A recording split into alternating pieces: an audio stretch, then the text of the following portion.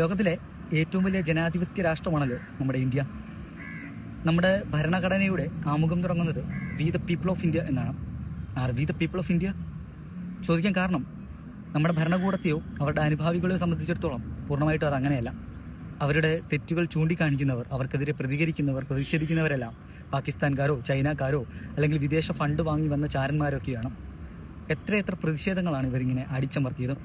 CAA-ക്കും NRC-ക്കും എതിരെയുള്ള പ്രതിഷേധങ്ങൾ, കർഷക സമരങ്ങൾ, റെസ്ലർമാരുടെ പ്രതിഷേധങ്ങൾ, മണിപ്പൂരിലെല്ലാമായി എത്രയെത്ര വർഗീയ കലാപങ്ങൾ.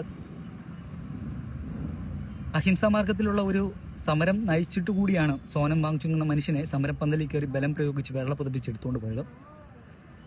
തലസ്ഥാന നഗരിയിലെ തെരുവോരങ്ങളിലിട്ട് തല്ലിച്ചതയ്ക്കുന്നത് നാളത്തെ ഇന്ത്യയുടെ പ്രതീക്ഷകളെയാണ്.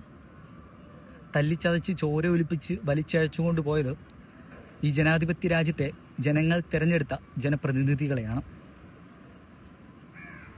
CAPF-നെയും പോലീസിനെയും BSF-നെയും പോലീസ് വേഷം കെട്ടി എത്തിയവരെയും എല്ലാം വെച്ച് ഈ തോക്കിൻ മുനയിൽ ഇവരിങ്ങനെ നിർത്താൻ ശ്രമിക്കുന്നത് ഈ നാടിൻ്റെ ജനാധിപത്യത്തെയും ഭരണഘടനാ അവകാശങ്ങളെയും കൂടിയാണ്.